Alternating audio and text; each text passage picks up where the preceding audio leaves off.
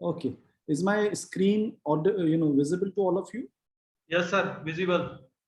Okay, thank you. And okay, so I believe this is the last day of the faculty development program. Yes, sir. Last And, day. and I think this is one of the last few sessions that are there. I was Yes, sir. looking at your schedule and I found a lot of interesting speakers, a lot of, pedagogical activities related to research, related to teaching and stuff like this. And in that connection, I thought of, having some kind of topic which in a way uh, completes the faculty development program. So the question that I would like to ask all of us loud and clear is this, that, why do we do research? So we do research for various reasons. Some people do research for fun. Some people do research because of of the passion of finding something new. And of course, some people do just for the sake of money. Having said that, a very important activity or marker that we have in terms of research is reporting your data, reporting your findings, right? And to do so, we have to actually, prepare a manuscript, isn't it? You have to write a paper. So how do you write a good paper? And where are the usual follies, usual mistakes that we do typically? Now, let us understand this topic. And before we go to this topic, we should also understand that it has all the more relevance from an Indian perspective, because we in India, right from our childhood, we've got a nagging habit of not documenting things, right? Whether it's our homework or classwork or schoolwork or whatever you call it, all the way up to your undergrad project or master's thesis and stuff like those. Therefore, when someone takes admission into master's or PhD as a graduate student and is expected to write a paper, more often than not, what happens is that he or she is actually bewildered and just doesn't know what to write, leave alone how to write a good paper. So this is therefore very relevant and important for the Indian audience or the Indian research fraternity. And that is the reason I requested the organizers to allow me to talk on this topic. It is generic, so you can relate it to any of your areas of interest or fields of interest. And it doesn't matter whether you're an engineer or a scientist or an arts fraternity or whatever. It doesn't matter. As long as you're doing research, this presentation or this seminar could be helpful to you. Even if you're not doing research, but you're working in a company, you prepare a lot of technical reports, IP related material, patent filings, and other stuff, data logs. So therefore, you require a lot of reporting there as well, right? And again, the same pitfalls can be avoided so that the document that you're preparing is really, something which is pretty impressive, isn't it? So with this in mind, the title of today's presentation is how do you write a good manuscript, and where do you normally falter, and how do you avoid those traps, right? And that's what this topic is. During this presentation, if you have any, if you have any questions, any doubts, feel free to ask me anytime. You can interrupt, you can unmute yourself and ask me, or just type it in the chat box, and I will be very happy to take up your questions right away. All right. By the way, my name is Rohit Sharma, and I am a faculty of electrical engineering at IIT Ropar. And for a change, sometimes I do play cricket, but I don't think today is the best day to talk about cricket because we are trailing badly in the third test in England, right? Okay, let's move ahead. So I've already been introduced, so I'm not going to talk about myself. I'll simply move to the next slide. And this is the outline of my presentation. And the outline of my presentation is essentially, how do you see research?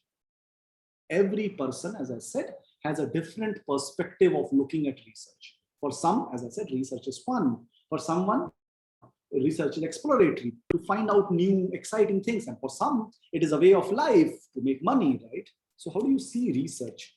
right? And therefore, what is the significance of a research paper? Why is it important? Why do I need to at all write a research paper in the first place? All right.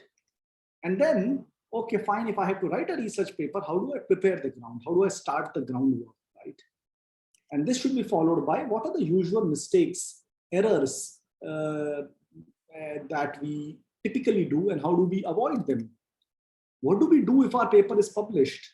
And what we shouldn't do once our paper is published? And at the end of the seminar, I'm going to talk about a very nice case study in which I'm going to show you a very nicely written paper by a very notable academician and researcher, so that you can correlate the points that we have mentioned in this seminar and correlate it with the manuscript. And by the way, that this manuscript is not my own manuscript, someone else's, right? So there's no shameless marketing going on here. All right. And then we'll summarize the entire presentation. All right. Okay.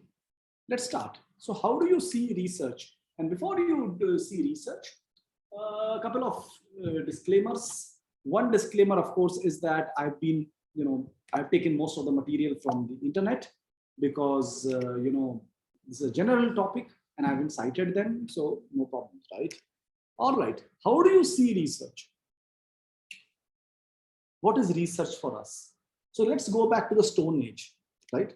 Probably research was something like this, rub sticks, generate fire. That was the way of life. But then in today's world, we know that the physics behind it was essentially friction, right? So if there is friction, then there is energy that is produced, and mechanical energy in a way is getting transferred into thermal energy, and heat is generated. And this poor gentleman didn't realize that by simply rubbing the research, he's actually doing basic science research, isn't it? So that's a way of looking at research, right? Which I would say is doing research and finding out something accidentally. For example, the apple falls. Apples used to fall all the time, right? But it was Newton who thought of it, and he realized, why does apple fall? Why doesn't it go up in the sky? Even if you throw it up in the sky, it comes back. Why? And then he accidentally realized that, well, there is a force, and that force is gravity. The force was always there, right? Or Archimedes' principle, right? Everyone knew the principle of buoyancy.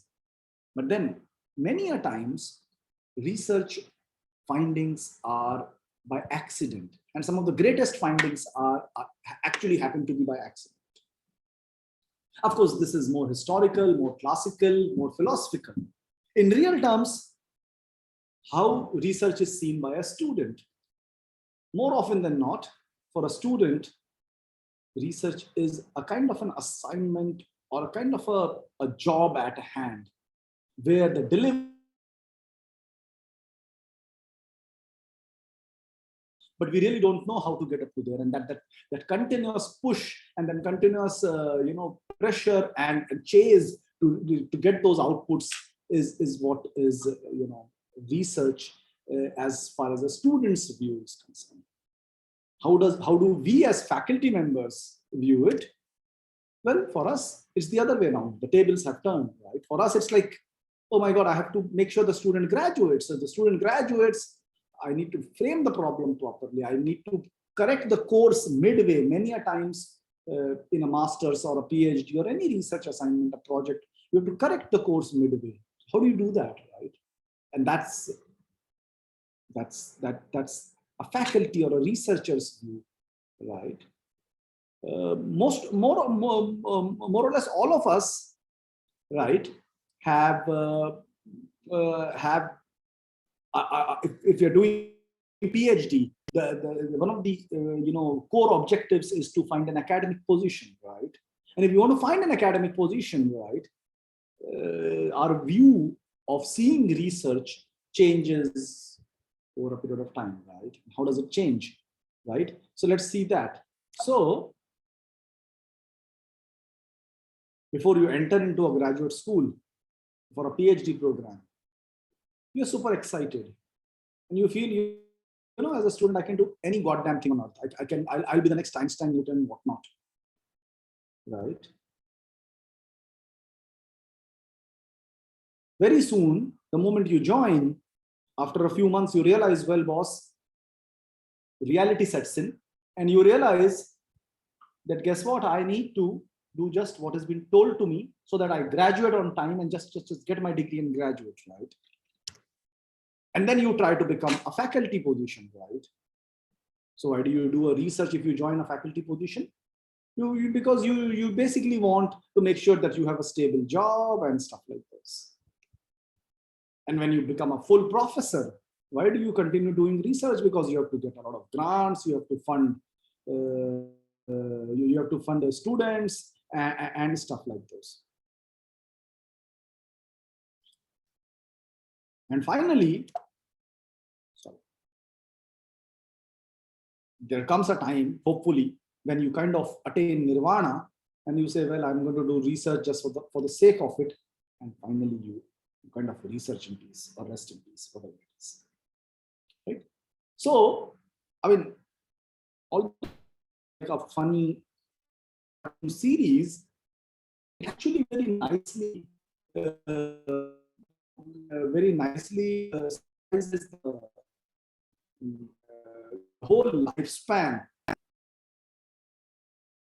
and we understand how do we do research, right? Over a period of time, how do things change, as we move ahead in our careers and stuff like this. All right. There seems to be some questions. Let me see if I can take some of these questions. Someone says voice is not audible. I hope it's audible now. All right, let's move ahead now. So why research papers are significant? What is the significance of research papers? Right. Good that the voice is audible. Thank you very much. So yeah. So why is it important? Why do we need to?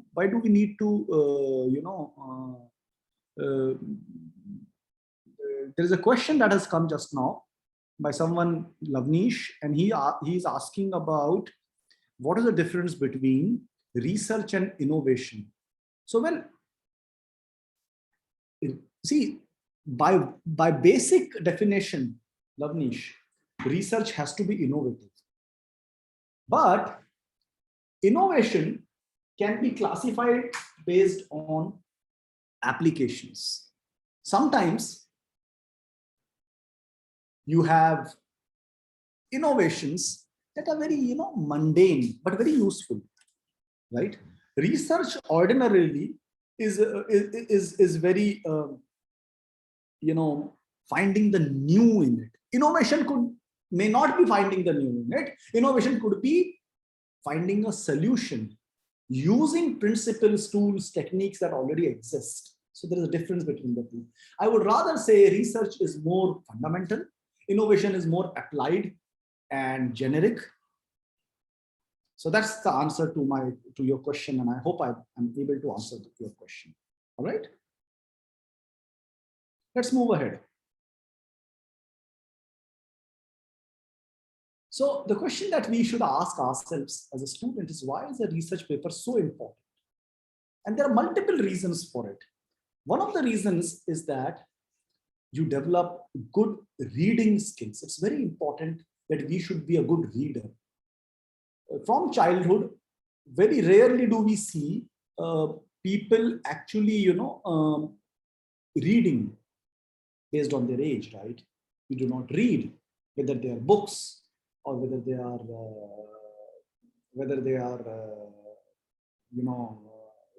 other materials. We don't read them, right? We love to watch the television. We love to listen to music. But reading is a skill which is slowly getting diminished, thanks to the internet and other issues. Books that used to be our best friends are now rare friends, So it develops essentially an ability to have good reading skills. So what does it mean? It basically means that if I have a research paper in front of me, I can actually, understand break the whole article into small points. And then, once I've broken them into small points, I can evaluate and conclude, the findings of the article, right? So therefore, that is the way this is important. What else? Once you develop good reading skills, you can also have good writing skills. Because unless until you have good reading skills, you cannot have good writing skills. So you should be able, after reading a lot of papers, you know what does a paper mean? How do you organize it? How do you frame the problem? How do you explain the importance of the problem? I remember working under a very notable professor, and he told me one day that, look, your research paper is going to be accepted only based on two conditions. Condition number one, that the problem that you are solving is the most important problem in the world. You have to prove it somehow. And second, if this problem is not solved or my solution is not accepted, then the world is going to come to an end. Howsoever funny it might sound, I realized it's pretty smart way of thinking, and it's pretty important, very important. You develop deep knowledge on a particular subject area because you're continuously reading topics, seminal topics, writing, getting feedback, or what we call as comments. And once we get the comments, you rework or revise your paper and stuff like those and those, right? And in the whole process, you develop an ability for critical thinking, which is very important. See, normally as a human, we are very much averse to criticism, right? Very averse to criticism. But as a researcher, as a thinker, as an innovator, we should be welcoming criticism, because critiques are the ones who would give you frank opinions, and they're going to make sure that your findings are further polished and you develop, a lot of good skills. Finally, when your paper is accepted, it's really a piece of art, right? You also learn to be original. See, in research, unless you are original and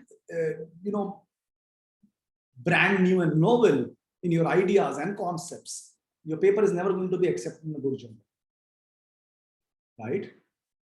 And you have to be creative. To do so, you have to be very, very creative, very, very innovative. Think about newer ways of writing also, arranging your paper also, arranging your data, presenting your data, whether they are in form of charts or graphs or tables or whatever it is, right? So that's important.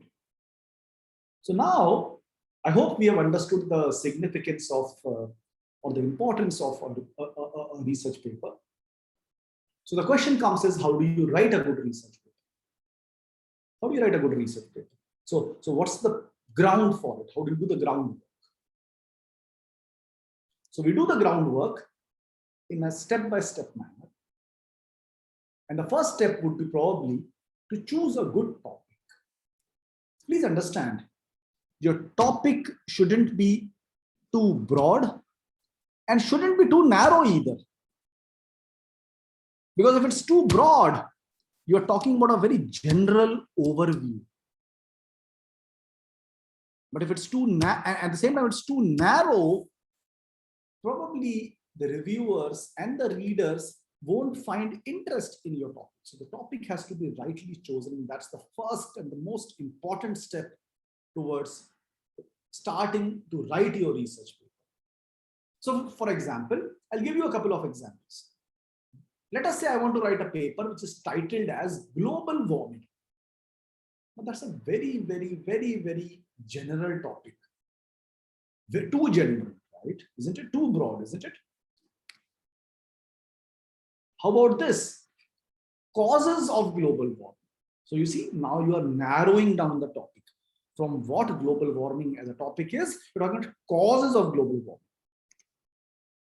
Now, this is a more appropriate and a narrow topic, which is essentially on, impact of global warming on human health.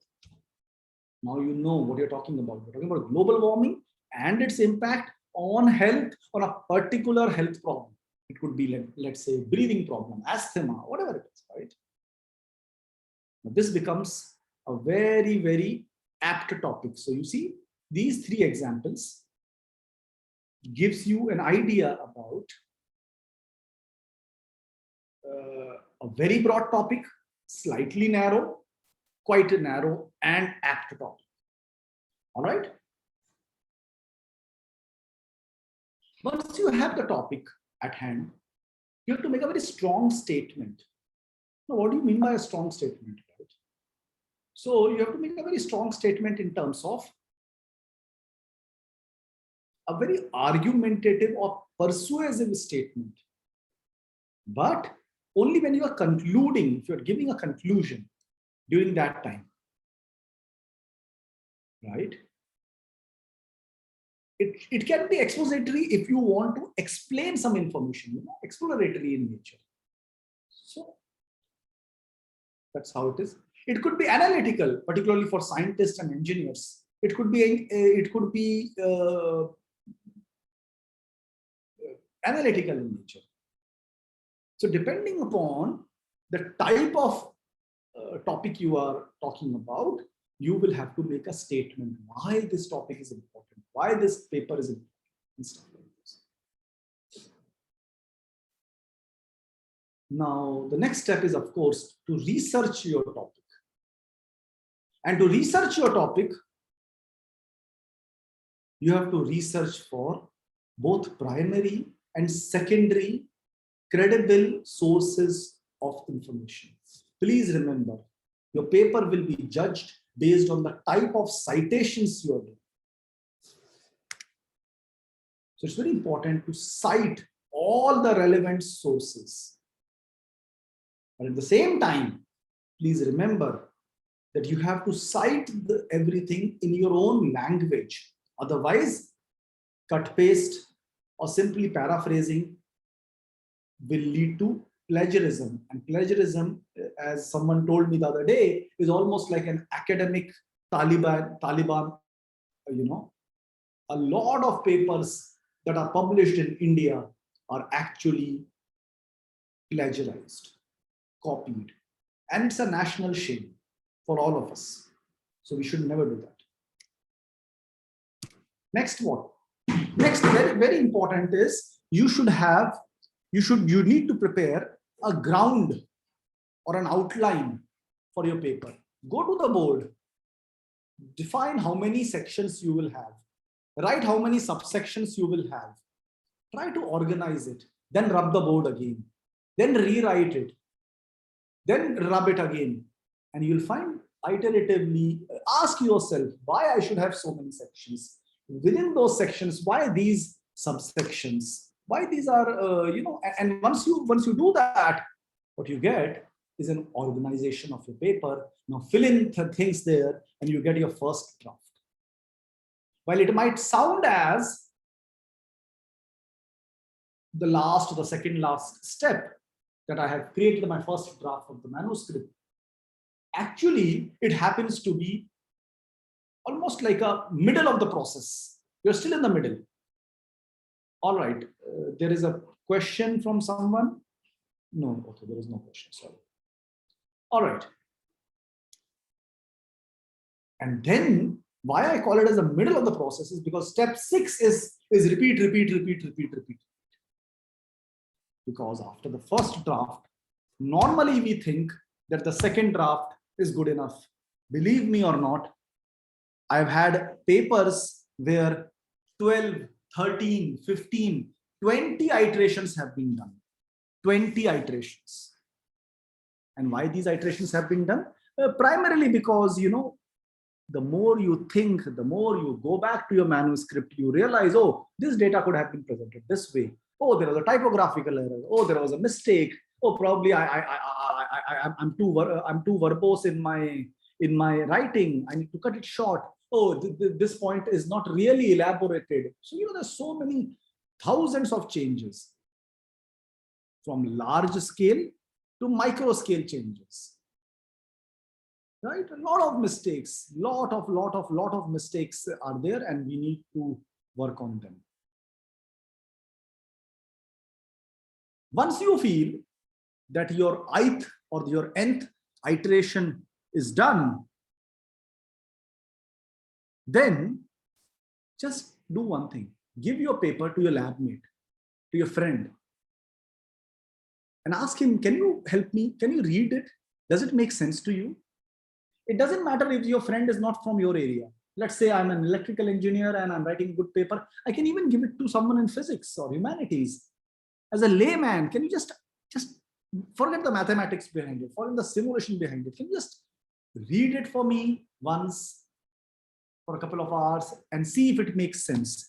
You'll be surprised to know very interesting and sometimes most interesting comments actually come from these people. That's a very important step, right? So if I follow these steps, more or less, I might have missed something here or there. If I follow these steps, more or less, I think I am, going to prepare my ground pretty well. So now my paper is ready, right? So here is the question. What are the common mistakes that I do? And how can I avoid them? Over the last few years, what I have learned is what I'm summarizing here. I may not summarize all the pitfalls, all the mistakes, all the errors, but still, I'll try to be as inclusive as possible, right? Very important is lack of research in choosing your paper statement, thesis statement, paper statement, whatever it is. If you have chosen the right topic, it's not strong enough. Failure to make appropriate connections between what you are trying to state and the supporting documents.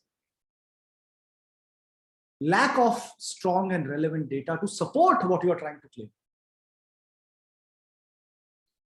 Poorly cited work. So these are some of the typical errors that we have. Typical mistakes that we have. Let me elaborate them one by one. So for example, more often than not, and especially in engineering and scientific fraternity, try to avoid quotes. Quotes are fine in literature, in arts, but not essentially in science. In science or in engineering, we rarely use a direct quote of someone. It's very common in humanities and liberal arts though. Grammar is always a problem in non-native English speaking countries. Natives who do not speak English, for example, India. In India, English is not our mother tongue, and therefore it becomes an issue. Sometimes we use wrong tense, and it becomes a very, very poor reflection on the writing skills of the student. And in many cases, it confuses the reader, and therefore your paper eventually gets rejected. Proofreading. We are really, really dismal and really callous when it comes to proofreading. We'll proofread it, and yet I have seen my students who say we've done the proofread, everything is fine. And guess what? In the very first paragraph, I can find mistakes. That's a very shoddy job. We shouldn't do that.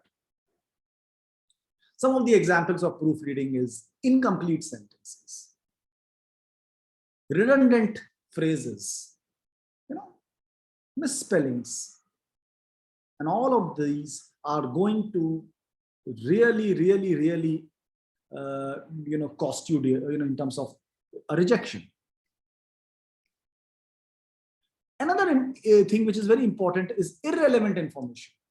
For example, trying to be anecdotal, trying to give anecdotes, trying to identify your partners, your fellow teammates. No, this is not, or referring to the work of the lab. No, this is not a marketing document. It's a scientific document. So please avoid that. Subjectivity and use of superlatives can also be problem, because normally subjectivity refers to opinions or your feelings. So you shouldn't really use superlative or superlative words like my research, the data shows huge benefits, incredible, wonderful. You try, as I told you, avoid subjectivity and don't be superlative, because it's not a marketing document. It's more of a scientific document that we have here. I've already told you about grammar and spelling, right? So now take this example. What is wrong in this? See, changing temperature has or had the following effect on the subject. It's actually wrong, because it should be effect, E-F-F-E-C-T. It's a spelling, it's not a spelling mistake, but it's an inaccurate word that has been used. Your Microsoft Word will not highlight it in red and say, oh, there's a spelling mistake, because affect is also the right spelling, but wrong word. Don't be superficial, because it leads to confusion. Take an example. If I have to write this statement like this, the result agreed with the known theoretical value. Well, what does it mean? It means nothing to me. Which result are you talking about? What known theoretical value were you talking about? No idea. So if you don't know this, well, it's a very, very vague and confused way of writing the paper.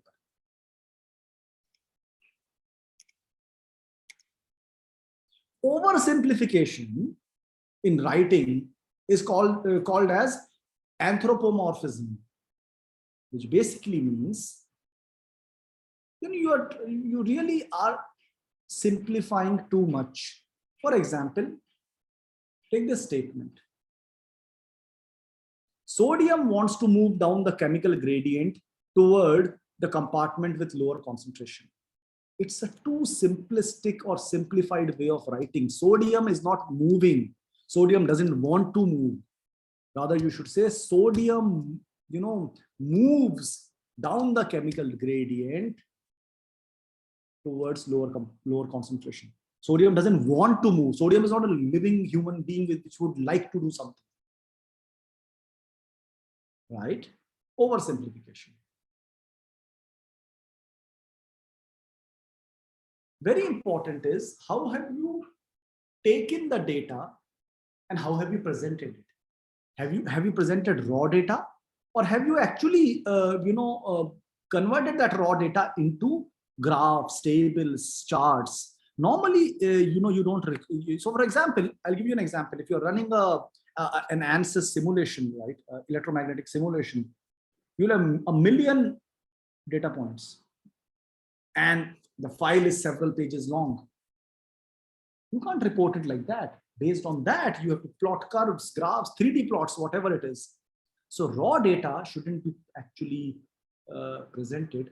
Rather, it should be converted into a presentable form. Use of appropriate decimal place is a very common thing. Don't just go up to the 10th decimal point. It doesn't require that much, isn't it? Conclusions should never be drawn in the results section. You have to only and only give interpretation of the data, of the results, but don't conclude. Keep that for the conclusion. And finally, how significant is significance? What I'm trying to say here is this, that we as students and researchers are, in a way, very, we have a tendency. And the tendency is to reject any study as inconclusive just because, there was no statistical difference found. But Just don't interpret the data the way you get it. Try to see through the data. You might find very interesting results. Because the purpose of experimental science is to discover the truth, not simply, data aisa aana chahiye. Curve should look like this. No, it could be anything. You should be in a position to, you should be in a position to explain it and be ready for surprises. Very important. All right. So if I follow all these steps, then most likely I'm going to have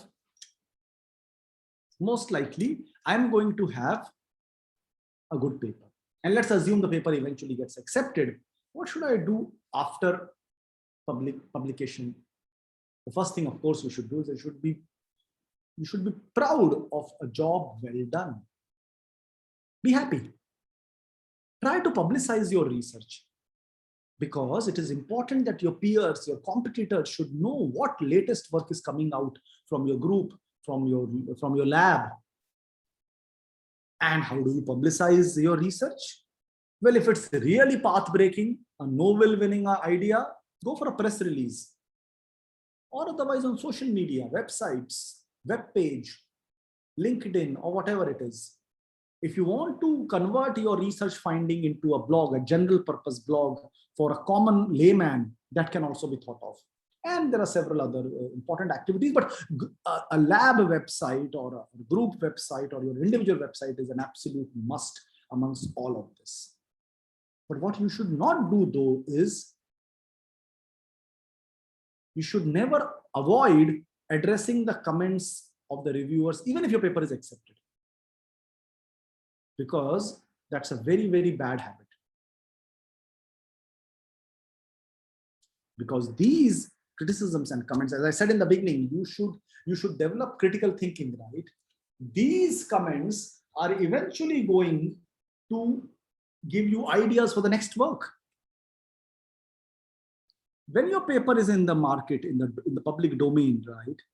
After a day, after a month, after a year, after several years, there could be questions that would come from some new PhD student or a researcher or an industry folk or someone. Never be lazy not to answer them. You know why? Because of a simple reason, that if you don't answer their questions, no one is going to believe you. You will lose your own credibility. And of course, you'll also lose citations. And nowadays, citations, that's very important, isn't it? Now, let me conclude my presentation through a very simple case study. And through this case study, I'm going to point out to how a good paper was written by some gentleman, and how he probably avoided all these pitfalls and made a good research paper. So the paper is by Stanley Whittingham, and it basically says history, evolution, and future status of energy storage. It was published in the Proceedings of the IEEE, which is the flagship journal of the IEEE, in its centennial issue. So it was an invited paper back in May 2012. All right, May 2012. This is the paper. I've taken the snapshots of it. Let us go one by one. Let us look at the title. It's a general title: History, Evolution, and Future Status of Energy Storage. So why is it a broad title? Because he is trying to give you the full summary of how energy storage devices are, or how energy storage happens, how it has happened in the last few decades or a century or so, right? So it's a general topic that he has chosen. Look at the statement, a very, very strong statement: the need for energy storage. So the author, in the very first go, says why energy storage is required in the first place. He has done a detailed background by way of types of energy storage. And before we come to that, look at the beautiful way he has represented energy consumption in the day. So for example, up to 6 p.m., you can see you have surplus energy. And close to midnight, after 10 p.m., again, you have surplus energy. And then it peaks. And there is a peak demand sometime in the evening because you are back home, the lights are on, the ACs are on, you're watching television, blah, blah, blah. And then comes the core technical content. So for example, he is trying to differentiate between how different are these two things, which looks very similar, batteries and capacitors. So what's the difference between a battery and a capacitor? In terms of the technological evolution of energy storage devices, he has a clear-cut demarcation from the 19th century to 1970s. And then from 1970s up to today. Now the question comes is, why this 1970s was chosen as a clear-cut demarcation point? The reason is very simple, because 1970 was the time when the lithium-ion battery was developed. And that changed the whole concept of electronics, because you started having portable devices. Before that, there were no portable devices. So therefore, the discovery, or rather the invention of lithium-ion battery was a very important marker in the history of energy storage devices. So see, from 19th century all the way up to 1970s, and then from 70s onwards, how beautifully he has demarcated these two things. The author concludes the article using two targets or roadmaps, right? And which are those two roadmaps? He concludes the article with a near-term roadmap and a long-term roadmap. So he talks about what will happen 10 years from now, and then he concludes what will happen 25 years from now. All right. And then finally, look at the citations. Just look at the underlined citations. So diverse, but so credible also. Nature, a very reputed journal. But at the same time, US Department of Energy or a government document, right? A document obtained from an industry website and other journals and so on and so forth. So you can see a lot of diversity in the citations, and very respected, notable citations. So if you look at this in a nutshell, you get a great paper. And what happens because of that is that till last year, this is last year data, this paper has been cited 22,000 times. I'm repeating it again, 22,000 times. This was till I think March of 2020. You add another year, it must be close to 25,000 citations. And this gentleman, Stan Whittingham, won the Nobel Prize for chemistry in 2019 for his contributions for the development of lithium-ion batteries. He shared it with two more co-inventors. So if you write a good research paper, or if you do good research, you can reach up to this point, my dear friends.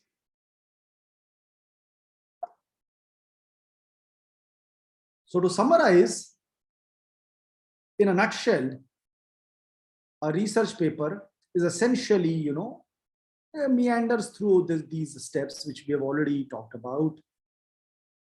Try to find out the objectives of your work, have good literature review, have a clear-cut outline of your presentation, you use reliable sources, have a great conclusion, send it for review, and hopefully in 1 or 2 iterations, you will have a really, really, really good manuscript.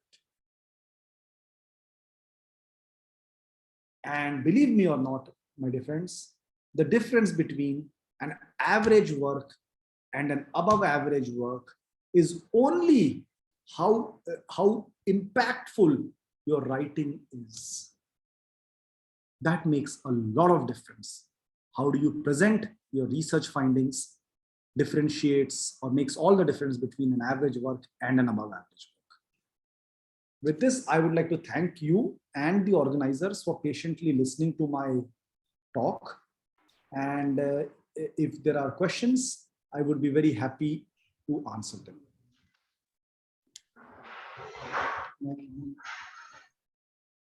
Thank you so much, sir, for delivering such a wonderful talk. Now the session is open for the discussion.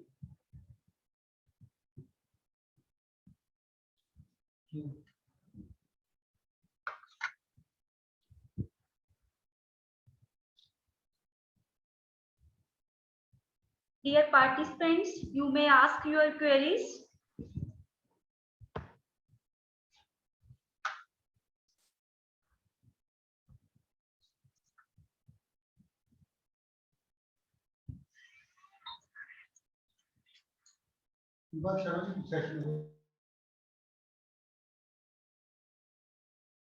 So if there are any questions, I would be happy to answer, or otherwise, okay. There is a question that has come from Gunjan, and she's asking about how do you get rid of the fear of publication? Well, to get rid of fear of publication, or for that matter, anything, Gunjan, is to try to do it again and again and again. And one day you can actually get a good paper. And believe me, when you get your first good paper, then never bring down your standards.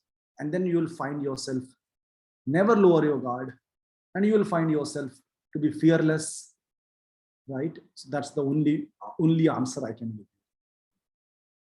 There's one more question from someone named Reddy. What is the best order to write a research paper? So there is no specific order, but generally you have an title, an abstract, introduction, background work, then your problem, whatever it is, followed by results section and conclusion and references if you have any. So this is the chronology. Typically, Amuda is also asking you the same. This is the typical chronology. But depending upon your area, you can define your chronology. So that's the reason why I told you have to read a lot of papers, right? You need to read a lot of papers.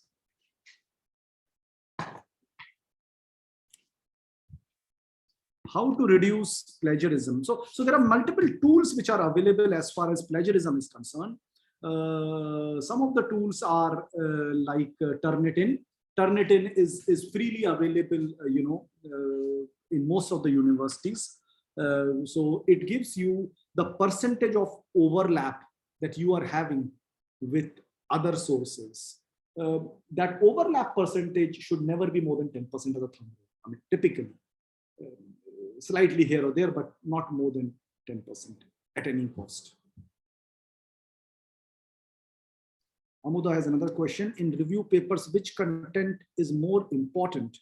So review papers, if you're writing a review paper, the most important thing is to be exhaustive, not to miss anything. You cannot say I'm writing a review paper and miss something important, right? Because it's a review. Okay. So be as wide or go as deep as possible. There is a question by Vibhu about how to deal with own plagiarism, right? So again, I mean, plagiarism, whether it's self or someone else, both are not allowed, right? So you have to rephrase, you have to rewrite, you have to represent your data, right?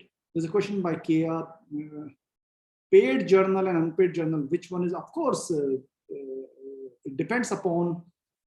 So here's the thing. Today, most of the IEEE journals are asking for money, right? So do you say that they are lowering the quality?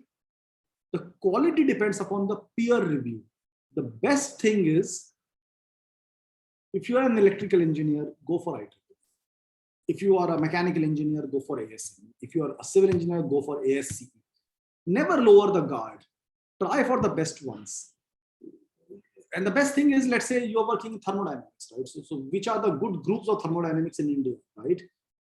See where they are publishing. You also try to publish in the same journals, right? Automatically you'll get the answer. All right.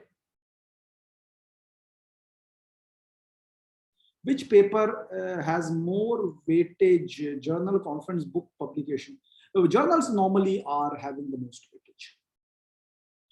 But there are certain conferences which are equally respectable, but normally speaking, journals are having more weightage.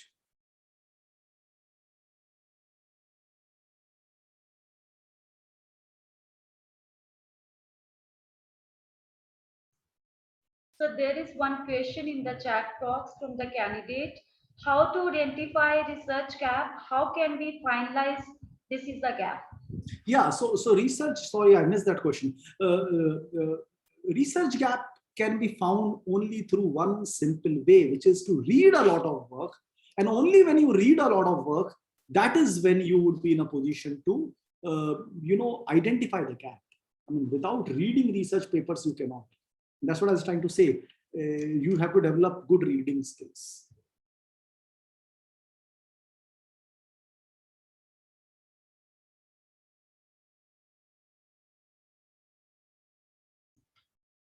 Yes, anybody else? If any query, please either post in the chat box or you may ask directly to sir. So I guess there are no more questions. If there are not, then in the interest of time, we can conclude the session. Yeah, sure, sir. Why not?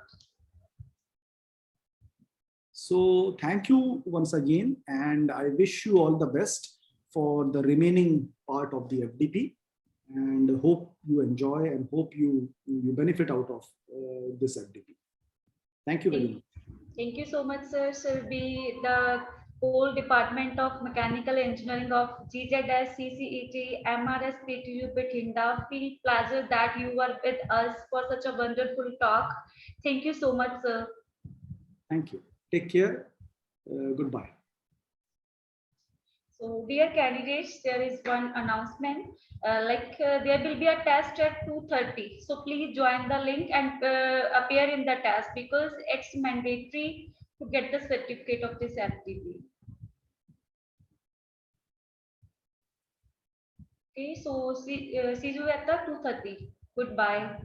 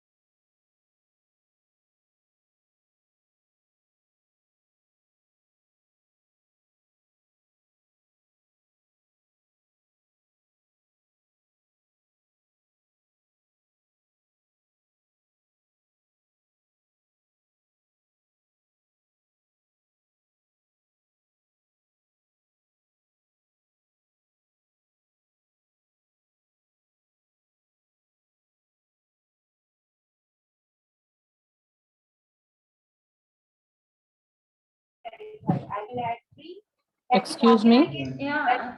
Yes, please. ma'am. I just want to ask. At the time of test, we have to join the Zoom meeting also. Exactly, ma'am. I was posting the same. Yes, you have to join the meeting. Then we will post a link here. Okay, fine, ma'am. Thank you. Thank you. Welcome, ma'am. 2:30. Exact 2:30. Yeah, exactly 2:30, ma'am. Okay, fine, ma'am. Thank you. Thank you. So we will meet again at 2:30.